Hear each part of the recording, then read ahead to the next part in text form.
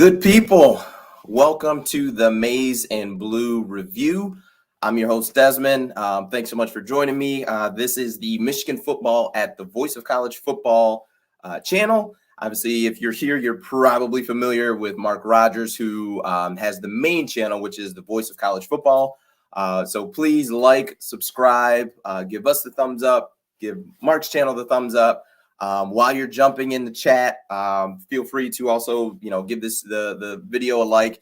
It definitely helps spread the word. So come on in. I'll give some folks some time to come on in. I'm very interested to get your feedback on the game. We'll definitely get into more of it and just kind of what went on with the game. But at the end of the day, Michigan gets a big win. They beat Rutgers 20-13 in what a lot of people, myself included, was a game that was much closer than anyone thought. I think the spread on this game was something in the 20-21 point range. So the spread on this game, Vegas thought this was going to be a much wider margin game than it is. I actually just got done watching the game with some friends, and while we were talking and watching the game, it was 20-3, and once Rutgers scored a touchdown and made it 20-10, we kind of were talking of just, this isn't the type of team that you want to let hang around. And obviously as that, continued to happen, it ended up being, much closer, a bit of a dogfight. Even on Wednesday, myself and Mark, we were chatting about the game coming up, and Mark had mentioned it of having the run heavy offense that Michigan does. While it creates, there's such a low margin of you making a mistake, what it does do is teams that you're probably more talented than, it keeps them in the game. So you have sometimes a much closer game than you probably, than the talent level would even show. And it's tough to look at the Rutgers game and say that there's a huge problem there, while also not looking at the past three games of Northern Illinois, Western, and Washington and say, hey, this can't work, right? There's got to be a balance of, what happens in the game. But like I said, as you guys come on in, I'm very interested to see, your reaction, kind of how you feel about it. The way I'm going to treat it is a win is a win. You have to update your resume every week. That's something that Shannon Sharp says on a regular basis. You got to update your resume. So it's a win. It wasn't pretty. You're not going to get any style points from it. We'll get into kind of some of the things that we saw, but I'll look at it as optimistically as I can, in that, sometimes for a team, you need to have some adversity. And in Michigan's previous, three games, there really wasn't any adversity that they faced, right? Those games, even the Washington game, which I think ended up being 31-10 or something like that. That game was never close. That game was, it didn't feel close. Let's put it that way. It was a game that, Michigan was in control. There was no stress. Same with NIU. That was a blowout game, and Western Michigan as well. So, sometimes you need that as a team before you really get into the meat and potatoes of your schedule. Because if you look at the schedule, I mean, the last, 4 games of this schedule is brutal. So you need to figure out exactly who you are before you get to those games. And you need to figure out what it is that you can do as a team, in order to go into those games confident with what it is that you can do.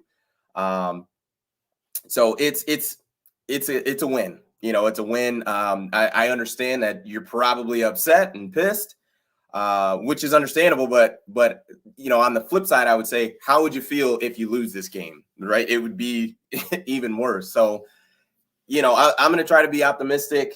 Like I said, we'll get into some of the details of it, but it's a win. You won the game. So, you're surviving in advance. That's the, kind of the name of the game. So, like I said, drop in the chat your thoughts on the game. Your thoughts with, Michigan, your thoughts with Harbaugh, with Gaddis, with Cade, everything kind of. I'm curious and interested to see, how you guys are feeling on it. And we'll start to go through some topics here. I'll get the ticker rolling. As I mentioned again, this is the Michigan Football at the Voice of College Football channel. We cover, obviously, post-game of the Michigan Wolverines. And also, we have just started doing a Wednesday at 5 p.m. Eastern Standard Time live with myself and Mark Rogers, the man himself. So please join us Wednesdays at 5 p.m. Eastern Standard Time.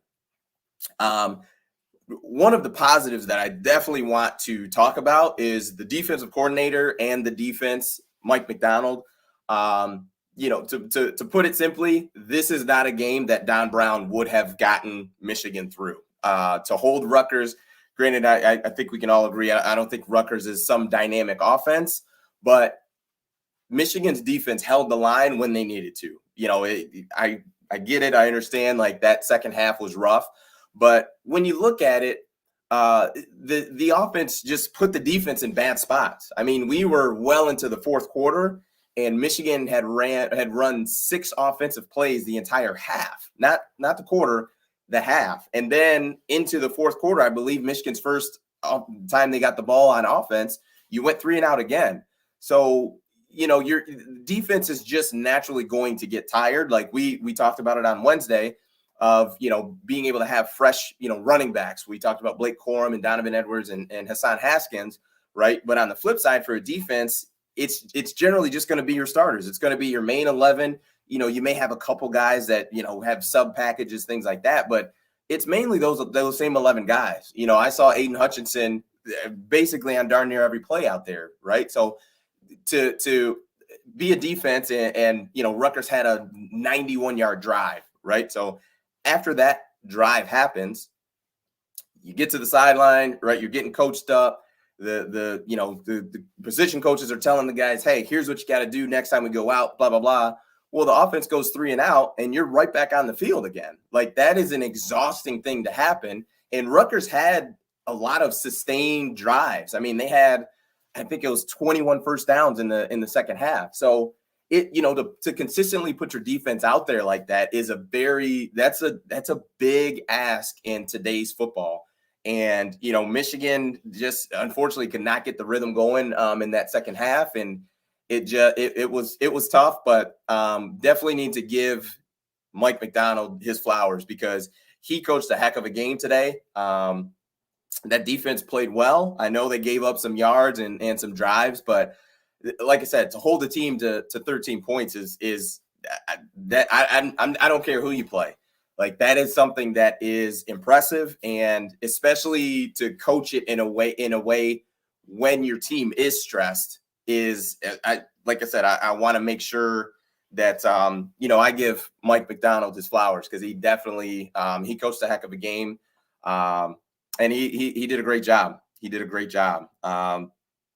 Where the comments are coming through. So we'll go through a couple of them. Blank name is not very happy. Absolutely pathetic effort by Michigan on offense. I think Gaddis had a gun held to him, calling every play inside run. It wasn't great. The tough part is you look at the first half of the game today, and I believe Cade was something to the tune of 8 of 10 or 8 of 11. I think it was 8 of 10 by halftime, like 156 yards. The things were going well. Like you're running the RPOs, you're hitting slant routes. I think Sandra Still and Cornelius Johnson both caught, a slant off a play fake and, are catching it in stride. They're getting more yards on top of, just the catch, running in the open field. Like, things were clicking. I mean, 8 completions for 156 yards that's what you like to see. But the tough part is even within that first half, there were certain drives where, you had times where you didn't look in rhythm. Like, you had, certain drives where you looked flawless. And then you had other drives where it took a long time to get rolling, to get in a rhythm. And it's tough because we've talked about it before. You have the athletes on the edges, like in the backfield. You've got the guys everywhere, but that doesn't help if you don't have a play caller that has a rhythm and puts guys into good spots. I don't think he did Cade any favors in that second half in that big drive that Cade went 0 for 3.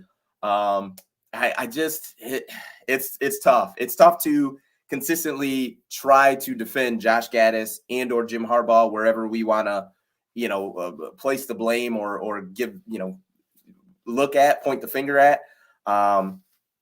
So it's difficult. It's tough to see a game like that and then also have confidence of next week, right? You're getting ready to play Wisconsin and they lost to Notre Dame today.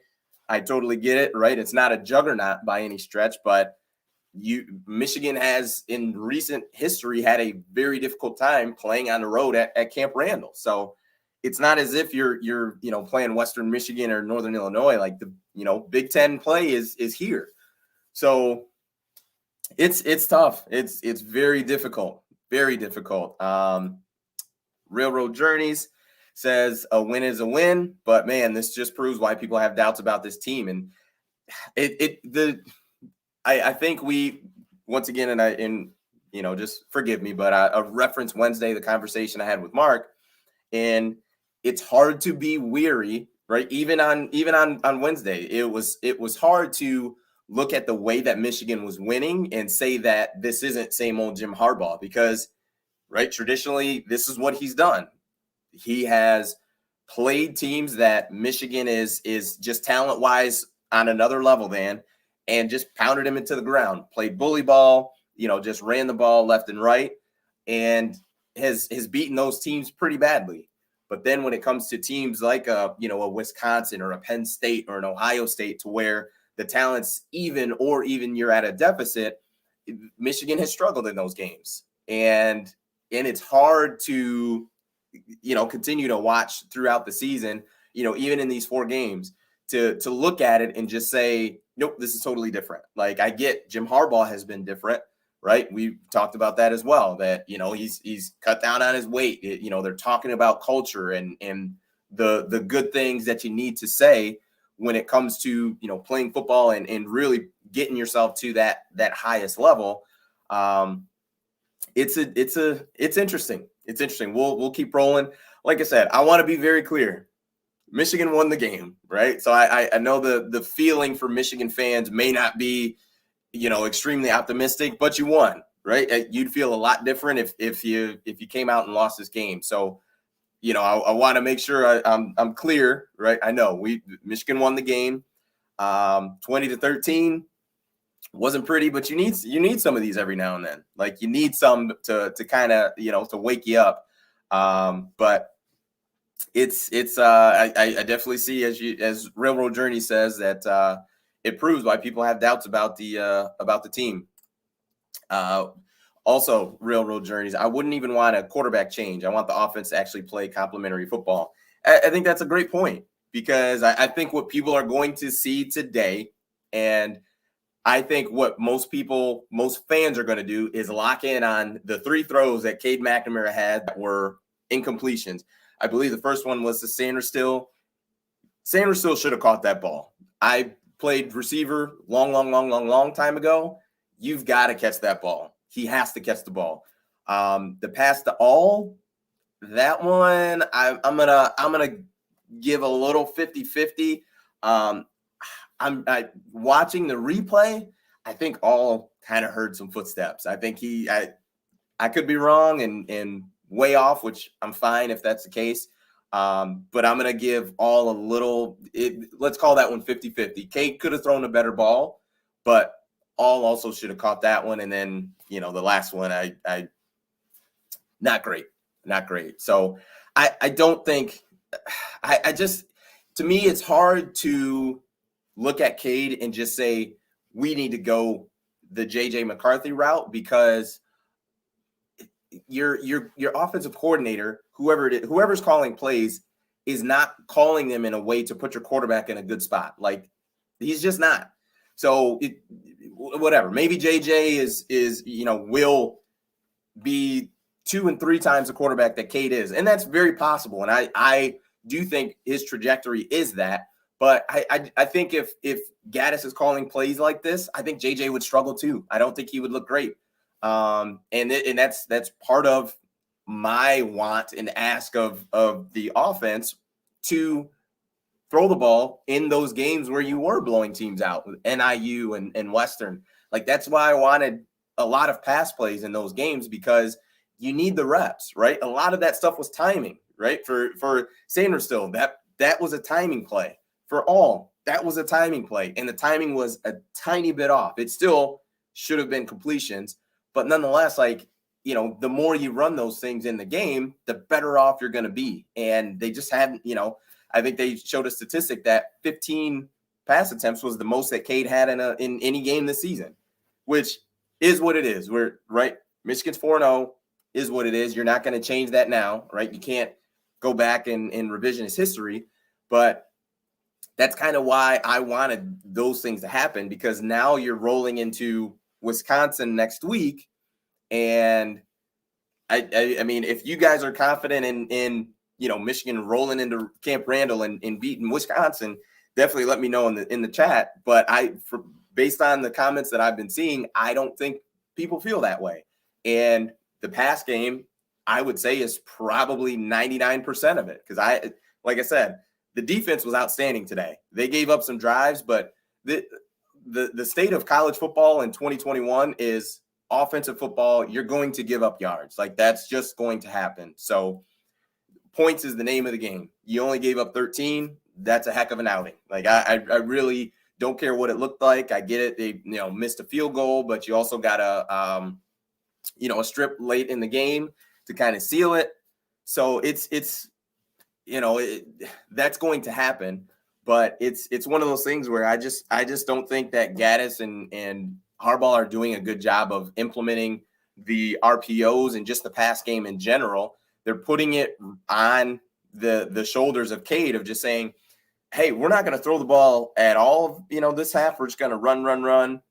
And then when the game's on the line, we're going to throw the ball 3 straight times, and we expect you to bail us out.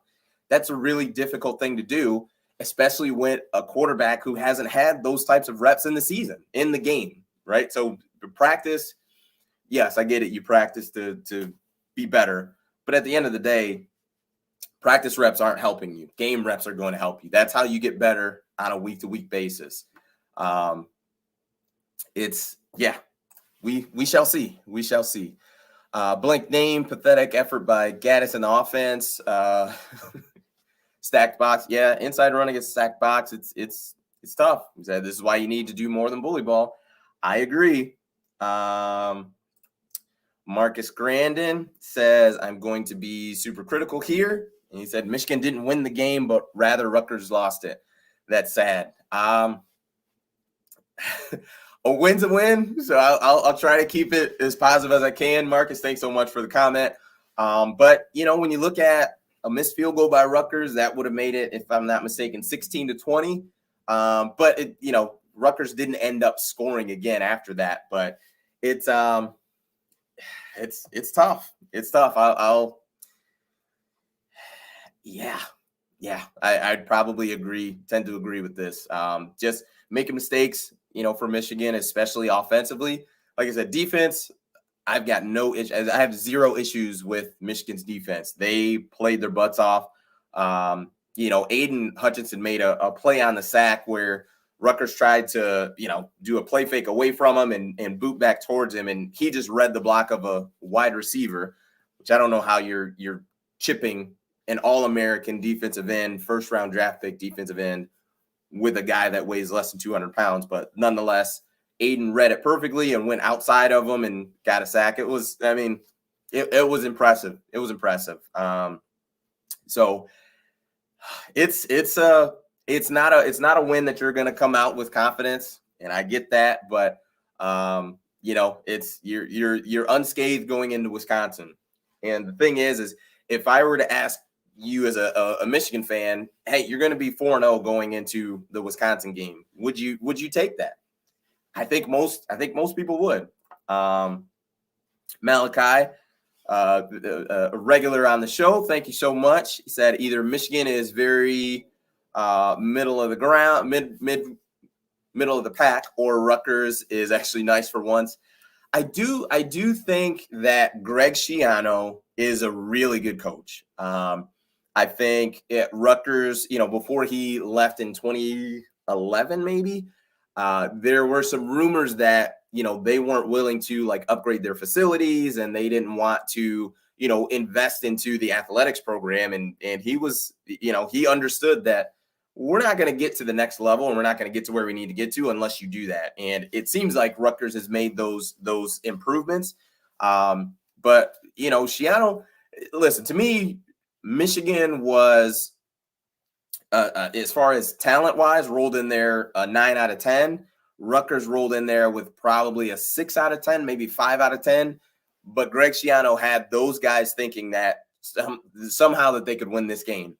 And, at the half, I believe it was either 17-3 or 20-3, to be down, 3 scores at the half, like, it can be very difficult to get guys ready to play and get guys to believe that they are, that they're in it, that they can do this. And, Schiano was able to do that. So, kudos to him. They fought their tails off. They gave Michigan everything they wanted and probably a little bit more. Blank name once again. Said Michigan won't win next week playing offense like that. Zero creativity or diversity in that offense. Rutgers had no business playing a close game. You're not wrong. And I really don't have a rebuttal to that. I thought your offense looked pretty good in the first half, especially on those first 2 scoring drives. I thought the offense looked really good. You were able to mix in some passes in there as well. And, the offense was rolling. But then there was also some other drives, too, where you didn't look great. And there just wasn't a good flow in the offensive play calling. Like, I just, like, want to be clear. And it seems like a lot of you understand it, too, that this is the play calling. The Michigan offensive issues is play calling because you've got the offensive line, you've got the running backs, you've got the wide receivers, and you have the quarterback, right? Because we were right here on this channel against Western Michigan when Cade, dropped a dime to Ronnie Bell before he got injured, and that like, man, he can throw a good deep ball, and that same thing happened last week against NIU. Granted, it wasn't a lot of passes, but I think he had 2 or 3 of them completed, a couple more on pass interference calls and penalties. Like no one can convince me that Cade is what Joe Milton was last year. Like you're just not going to convince me of that. And even in the limited time that we saw of Cade last year, to me, that's enough to win a lot of football games. And so to me, I just can't pile on and just jump onto Cade and just be like, this guy sucks. We need to, I'm just not there. And maybe that time will come, maybe it won't, but I'm not there with the quarterback. I think as a play caller, you have to do a better job of putting him in spots to win, to have him hand the ball off, 12 straight times and then say, all right, cool. We're going to go 3 straight, not just passes, 3 straight drop back passes. And we need you to bail us out. Like, that's not how things work. Like, that's a very difficult thing to do. There's probably 5 quarterbacks in the country that can do that consistently. So that's an elite level talent. Like, that's a, Trevor Lawrence type, Justin Fields, like type of talent. Like, that's, most guys are not going to be able to do that. So I just, like I said, I'm just not there. I wish Cade would have kept the ball some of the times, could have gotten 5+ yards a couple of times instead of the running back running up the middle. Yeah, I don't think that's I don't think Cade's going to make a living running the ball. But I do on some of those zone reads, though, I will agree with you because, when you got Blake Corum, Hassan Haskins, and I don't think we saw Donovan Edwards today, but with those guys too, that, after a while, that zone read, guys just, those defensive ends and linebackers, they just kind of fall into the mode of, oh, he's going to hand it off. So pulling that ball every now and then, like Shea Patterson, when he did do it, which I think he didn't do it enough. But when he did do it, it was just such a big hole and a big gap because everybody's just following that running back, and you just pull it and you're off and running and you'd be in a good spot. So I do agree with that. He definitely could have kept it on some a couple zone reads and done himself some favors. But we're rolling through some questions. Please feel free to continue. I'm rolling down, making my way on down, but we'll be here for probably another 25-30 minutes. Thank you so much for the 58, 60 people that are with me. Greatly appreciate it. Once again, this is the Michigan Football at the Voice of College Football channel.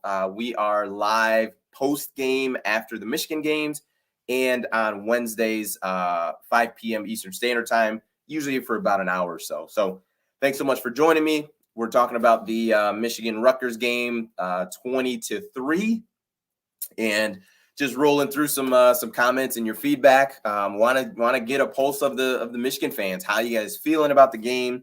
What are your thoughts on it? Gaddis seems to be a hot topic, as well as Cade. So we'll roll on through. Malachi, I've been backing Cade all season, but today, no, he's trash.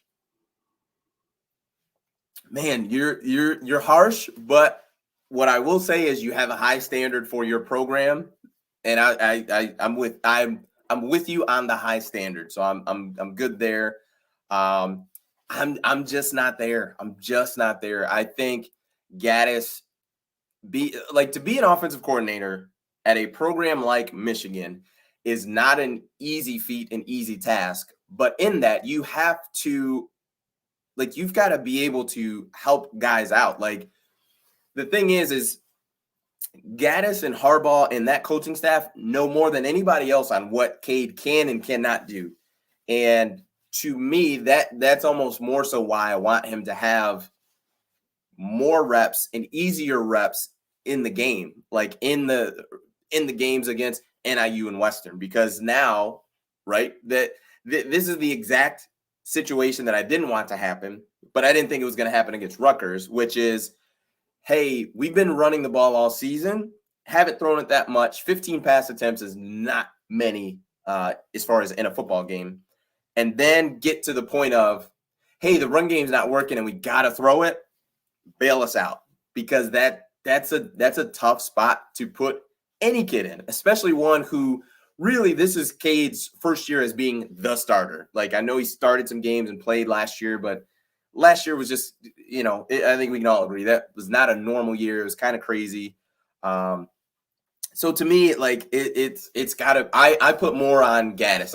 I'm giving 70% Gaddis, 30% Cade, and I just, it's tough. It's tough. I do understand he could have played better, especially in that second half, but really, I mean, the thing that I look at is it was really 3 throws. It was, that's what I would say, Malachi. If we took those 3 throws out, granted, I get it, they did happen.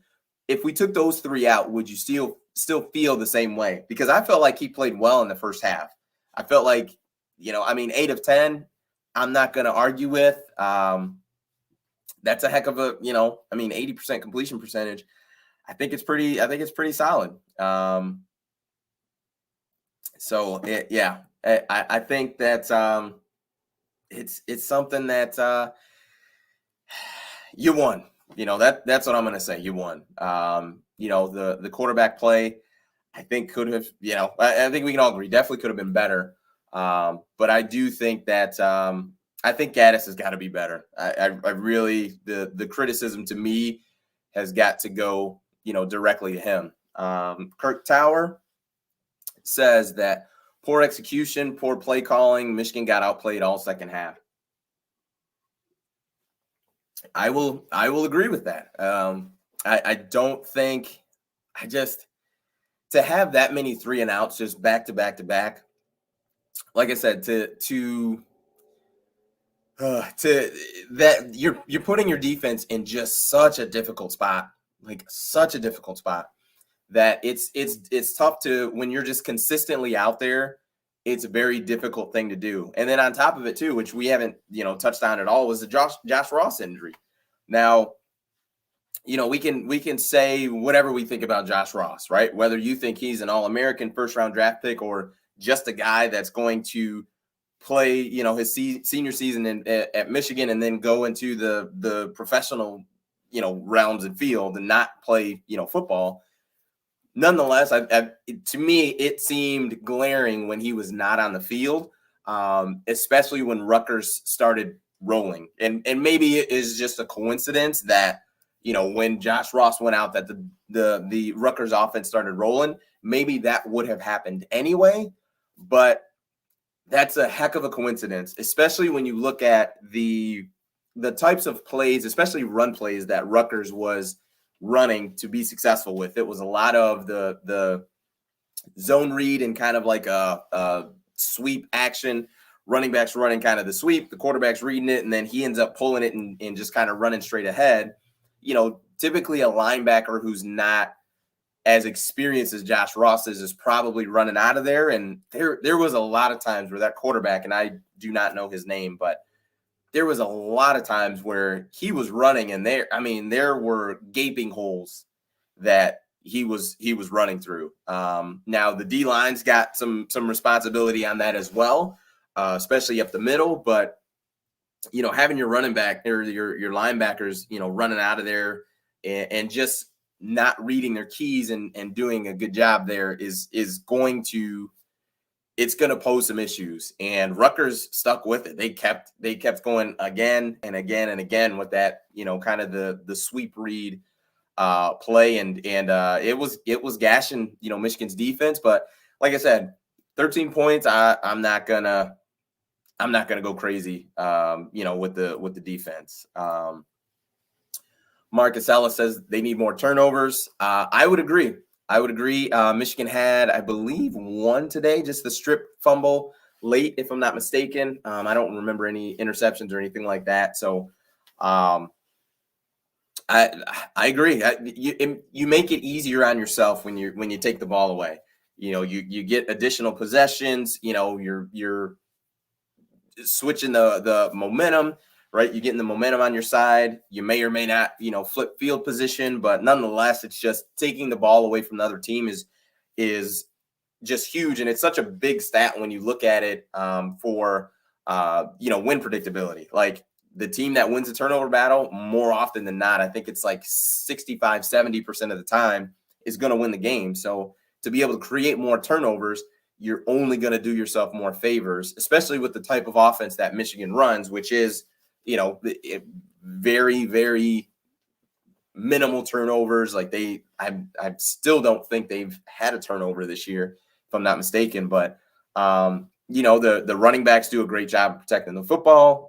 Cade does a good job of protecting the ball. So you're not going to have many turnovers on offense. So you're not going to have many giveaways. So an interception, a strip sack, fumble here and there is definitely going to give you some additional possessions, and it's going to put you in a really good spot. So Marcus Ellis, thank you for the comment. I agree. I think they need to take the ball away more. So we'll see. A lot of that comes down to, pressuring the quarterback, especially rushing throws. That's when a lot of the interceptions kind of happen. So things kind of go hand in hand with that D line, the front four, and your back end, your defensive backs, which that's another thing I didn't think was great today was the defensive backfield. Rutgers didn't really attack them, deep, and maybe that's just due to the guys being covered well, but Rutgers hit a back shoulder kind of deeper throw early on in the game, and the defensive back didn't do a great job of like finding the ball, turning his head around. And, I thought that Rutgers would go downfield more, which they did not do. But my guess is looking at Wisconsin and getting ready to play Michigan, I would be willing to bet that Graham Mertz is going to air it out. I think he's going to test the defensive backs of Michigan and see, how well they cover. I think my guess is they're probably going to, off of a play action or something like that, because Wisconsin likes to run the ball, try to hit some deep throws. And we'll see how they do. We'll see what happens. But Definitely think that the defense needs more turnovers. Kirk Tower put Rutgers adjusted and Michigan didn't, and I would agree with that as well.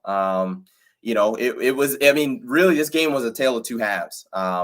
First half was just dominance by Michigan, and second half, if I'm not mistaken, and you guys correct me if I'm wrong, but I believe it was 20-3 at the half. So obviously, if that is the case, I mean, Rutgers ends up scoring 10 points in the second half, and you don't score any points in the second half.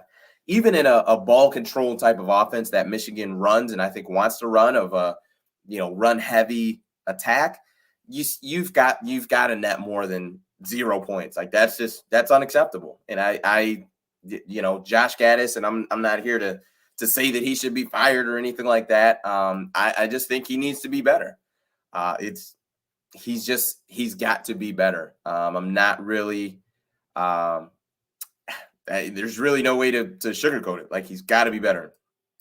There's a lot of Cade slander today in the the chat. Thank you so much for that. Kirk Tower put no Michigan fan is happy. I agree. I understand that premise, but like I've said, to open things up, is you won the game. Like, it would feel a lot different. I'm sure you would. I'm sure the chat would be a lot different too, had Rutgers made that field goal to make it 16-20, and then score a touchdown last minute to beat Michigan. Like, that would not be a good feeling. But I understand.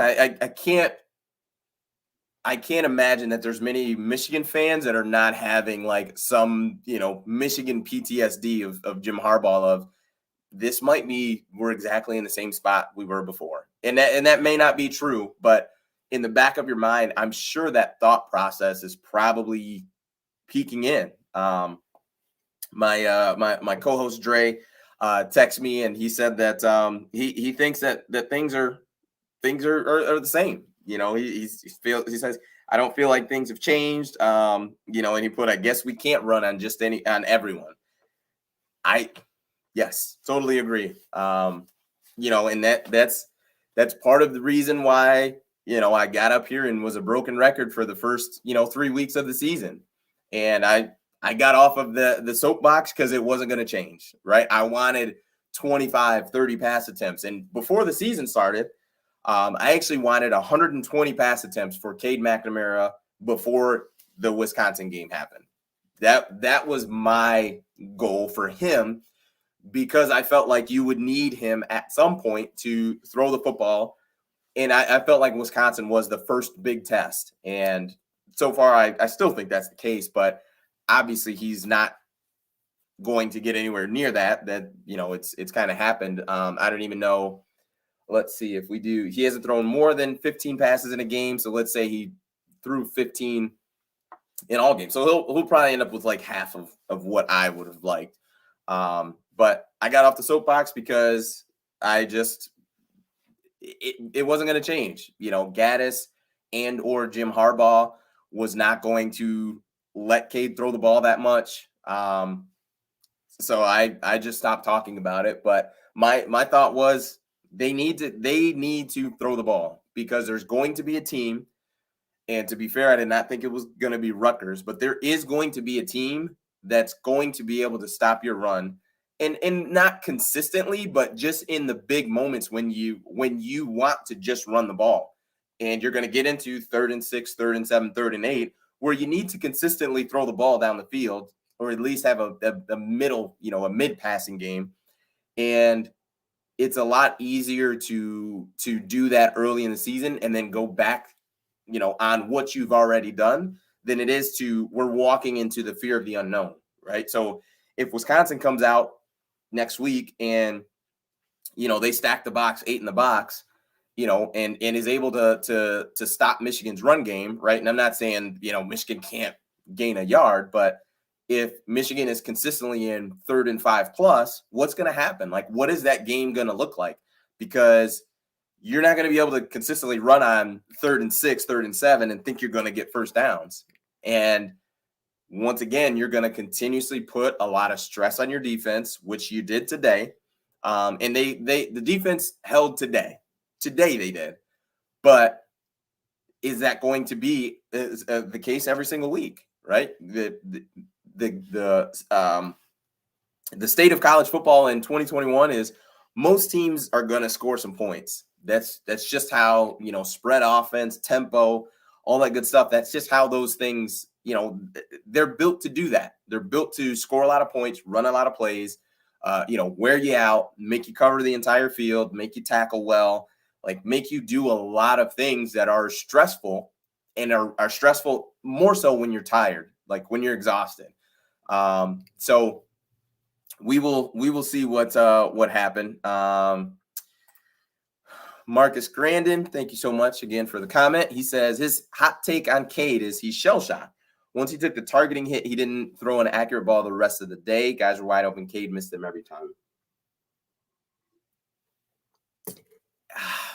I mean, you could be correct. Hey, that's why it's a hot take.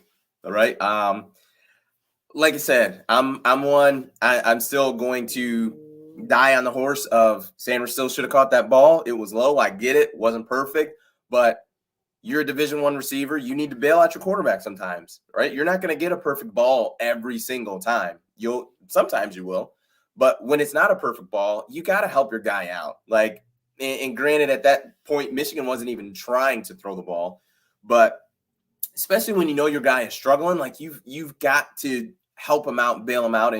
And Marcus, maybe the fact that I'm even saying that maybe shows that you are correct as far as, that he's, was shell-shocked and needed to, play better. But I'm just going to die on the hill of Josh Gaddis and Jim Harbaugh have to be better. That literally has to be it. And like I said, and I'm not saying Cade was perfect because I absolutely was not. I still am going to give him 30% blame, but he's got to be better as far as Gaddis and Harbaugh. Their play calling's got to be better. Corey, my man, I actually gave you a shout out on Wednesday, but thanks so much, man. Appreciate you watching, checking it out. Corey, for you guys that don't know, is a good friend of mine. He is I would call him a Michigan super fan. But his comment is coming out slow second half and playing bad football. Isn't that concerning? The team's inability to respond to getting punched in the mouth and how Cade looks second, he loses confidence is very concerning. That's understandable. It's difficult.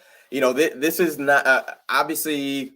I think this game, similar to Washington, is going to be how did you perceive Michigan and how do you perceive this season going? If you think this is going to be an 8-4 season, then this is probably par for the course. You're probably thinking like, oh yeah, they're probably going to lose next week. Penn State probably going to be a loss. Ohio State a loss. Michigan State toss up. Like it.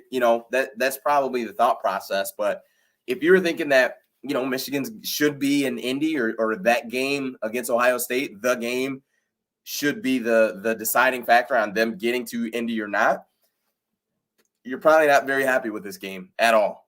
And that's understandable. Tron 7000 says whoever is calling the offensive plays needs to be ran out of town. I will say once again, I'm not an advocate for firing people, but it's got to be better. And the difficult part for Josh Gaddis is that last year didn't look great either. Whether it was Milton or Cade, like it just didn't look great. 2-4 and not to bring up the past and all that, but it didn't look great last year either. And then to have essentially, I mean, I'm not even gonna say your first big opponent. Like, I mean, it's Rutgers. Granted, it was a double overtime game last year, and Shiano is back, so they're not going to be the doormat that they were, 2 and 3 and 4 years ago. Like, I get that, but it should look better than this. It should definitely look better than this. And so that is concerning, like I said, going into what I thought before the season, without a doubt, your biggest test of the season. I up to that point, I'll say. Obviously, you have bigger tests coming down the road, but as of week 5, this is by far the best team that you have played, we think, because Wisconsin, like I said, did lose today. So not quite sure there. Marcus says, no Michigan coach is happy. Did you see the long faces of the adults on the sideline? All coaches knew the game was about to be lost. It didn't look great. It did not look great. Dependent Fanatic, also a regular on the show. Thank you so much for hanging out. But comment is, I did not expect Rutgers to be that good or McNamara to look that bad. Same. I think that it's just it didn't look great. It didn't look great. So I'm not gonna go crazy, but also with the Rutgers side of it, I didn't think Rutgers would be able to even really move the ball on Michigan's defense, and I thought that them trying to throw the ball would just equal Aiden Hutchinson feasting on their quarterback, and Aiden played well. I'm not here to. There's no Aiden slander here at all. But I thought Rutgers did a good job of mixing in the passes. They threw a lot of just 5-yard hitch routes on the outsides. Like Michigan, corners for whatever reason just were playing off coverage and also bailing out. Like to me, there was just not a deep threat to where you needed to be bailing out like that. Like I mean, unless I'm mistaken, and of course I don't have a scouting report, so I don't know that number 22, for instance, I don't know the receivers numbers, but that he's a 4-3 receiver that I just didn't know about and could run by anybody with Michigan. But it was odd. It was very odd. But yeah, Rutgers, they were 3-0, and I don't think they had played any world beaters by any stretch, but they were still 3-0. Like the Rutgers of 5 years ago, I don't care who they played, would have probably limped into that game 1-2 and laid down and got their butts kicked by Michigan just from the seeing the winged helmet on the other side of the field. So kudos to Rutgers. They fought their butts off, and if what is his name, Vermenio Ambrosia or something, if he doesn't miss that kick, it's a 4-point game with Michigan getting the ball. So yeah, Rutgers did not look didn't look as bad as I thought they would, and I think too, and maybe it's just anecdotal evidence, but it shows that the Big Ten is not getting worse. It's not getting worse. It is only getting better. When a team like Rutgers is battling Michigan, even if Michigan played a C+ game today or C- game, which I probably think he did, nonetheless, the Rutgers from 5 years ago, that wouldn't have even mattered. Michigan could have played a C- game and won 35-0. You look at Maryland, who was typically a team that struggled in the Big Ten.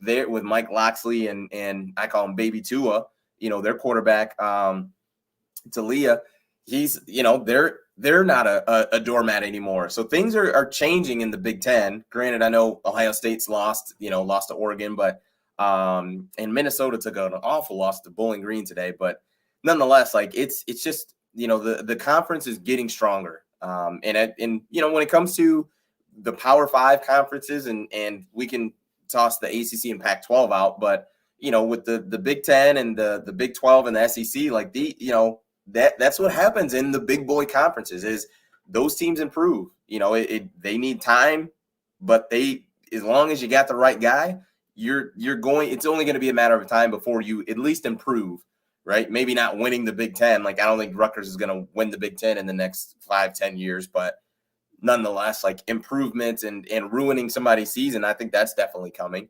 So we will see. Blank name put Shiano made some bad decisions. Yeah, I would agree with that. But it's tough. It's I don't think coaches always make the best decision or the most sound decision when you're the underdog. When you're just trying to do whatever you can to to win the game, like you're coaching it from a deficit essentially. So I mean, I'm not going to crush him on it. I think he could have done, made some better decisions. But, over at the end of the day, with under around 5 minutes left, they had a chance to cut it to 4. So I'm not going to crush him, for that. He could have done better. I will say I think Greg Schiano outcoached Jim Harbaugh today, so I'll give him that credit. I'm not going to crush him for it, but I'm like, at the end of the day, I still think he outcoached Jim Harbaugh. Marcus Ellis, thanks for the comment. Put Cade is not a threat in the RPO game. So when I was mentioning the RPO game, I didn't mean him running the ball. I meant him essentially putting the ball in the belly of the running back of Blake Corum, and then if the linebackers attack the run, then him just pulling that ball out and then throwing a slant to, like he did in the first half, to Sandra Still, and I think Cornelius Johnson. He had a couple of those. That's kind of more so what I meant, but no, I think we can agree. Cade is not a run threat. Marky Mack put that Rutgers has talent, but they are not a good team. Well, if that's the case, then I think Michigan and Michigan fans should be very, very concerned. Very concerned. John Galt, thanks so much for the comment. Said Big Blue is going to get dismantled in the season gauntlet. They do have a tough one. They have a tough season, or a tough schedule, especially those last 4 or 5 games. They're going to have to figure out pretty soon who they are. And I think before this game started, we all probably could have agreed that Michigan thinks that they are a run-heavy team. They're going to, sprinkle in some throws, but they're just going to run the ball. They're going to play defense, and then they're going to try to hit a couple deep shots in the game. That's the game plan. But the tough part is what if that doesn't work? Like you've got to have a counter to what you do. Like the play action game. If your run's not working, it can't just be like, well, the run's not working, let's run a reverse. Like it's difficult. Like I said, I understand there's not going to be any Michigan teams coming out of Michigan fans coming out of this game feeling like, we definitely, we're going to win next week at Camp Randall. You still may win, who knows? What if we get a game plan of the century and Michigan's offense comes out and scores 42 points? Who knows? I don't know. That's the good thing about football is they play it on the field. We don't, we only have to guess for so long. So this time next week, we're probably going to know what is going on. So we'll see what happens. Marcus put that, hate to say it, but I think Michigan's not a good team.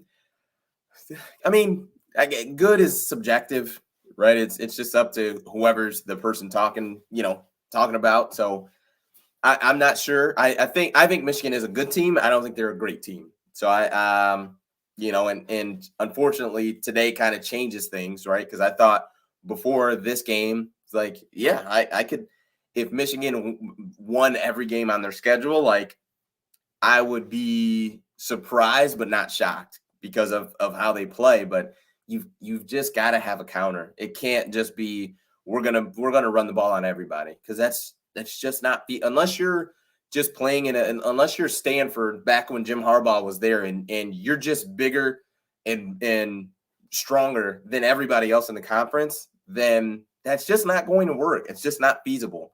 It's not feasible to literally hang your hat on that, to where if that doesn't work, we don't have anything else. Like that's not a feasible thing to hang your hat on. Janelle, thanks so much for the comment. Says, I hope they got a good wake-up call after that game. Agreed. And that would be this would be a perfect time for it, because you're getting ready to go into Wisconsin. Difficult atmosphere to play in, and you historically haven't played well there. So we'll see how that goes. We'll roll on through. Rizal, hope I'm saying that correctly. Thanks so much for the comment. Put how many first downs that we had in the second half. Harbaugh better be prepared for that Wisconsin game. I agree. I think Michigan had either 1 or 2 first downs in the second half. It was not great. It wasn't great. And for Josh Gaddis, if I was Mike McDonald, like I'd be looking at Gaddis a little sideways. Like, man, you kind of hung me out to dry today. You kept my guys out there a lot, and and trust me, yes, I understand that, right? We're all Michigan, but nonetheless, like, I'm the defensive coordinator. You calling plays the way that you did on offense makes me look bad because my defense is giving up more yards because you can't sustain a drive to give us a rest. Like, that's a difficult spot to put the defensive coordinator in. And the tough part is before today, like, they did a really good job of playing complementary football. Like, they ran the ball well, sustained drives. And even if you didn't, get first downs and things like that, like, you still were able to at least take some time off the clock and, like, give the defense a quick blow, a quick rest, but it was a rough one today. It was a rough one today. Dependent Fanatic, yes, hit the like button. We won. Please give us a thumbs up. Definitely appreciate it. Mark said, yeah, 1 first down in the second half in that last possession. It's tough. Matthew Cannon, thanks for the comment. Cade's not good enough when the going gets tough. He became very inaccurate as game pressure increased, just like against Washington, where the edge rushing plays. Yeah, and oddly enough, I think the edge rushing play is what got the sole first down in the second half. But the like I said, I continue to beat a dead horse, but this is why I wanted a lot of pass attempts before through this game, through 4 games, wanted a lot because it's just necessary. It's just necessary. Like, this was bound to happen. And it just was bound to happen because you're not going to just be able to move everybody out of the way. So it was bound to happen. I guess I'm glad it is now. But that's kind of where it's at. Stephen Brown says Michigan will play better against a weakened Wisconsin team. I want them to play the best guys and get the ball to the guys that are the best options, not all Junior and Sanders still. Agreed. I mean, if you want to, quite simply, that's the formula for beating good teams is just getting the ball to your best playmakers. You look at the national championship last year, right? Alabama fed the Heisman Trophy winner. I think he had 12 or 13 catches in the first half. Like, you get the ball to your best guys. That's the way to to beat teams. That's what most coaches are going to tell you to do. So it's interesting. It's interesting. Marky Max said, please explain how play calling put the QB in a bad position. He's just not making easy throws. I mean, what I would say is, like I said, the 3 throws on it was a critical possession for Michigan. Before that possession, you had 2 3-and-outs, and it was run, punt, run, punt. So at that point, you had come out of the half, and I believe that was the entire third quarter. I don't think you had any other plays in the third quarter. So you have a quarterback who has handed the ball off 6 times, hasn't attempted a pass since you came out of the locker room. And then now on first down, you expect him it's a 1-score game. Like, Michigan, was up 20-3. It's now a 1-score game. You're up 20-13, and you just say, "Hey, Cade, go out there and bail us out." Like, and my thing is too, if the run game is as potent as we think it is, and the coaching staff of how they call plays, if it's as potent as they think it is, you should have ran the ball on first down anyway. Like, even if Rutgers is expecting it, the coaching staff, based on their play calling, is telling us your run game is that dominant. And if that's the case, you should have ran the ball on first down anyway.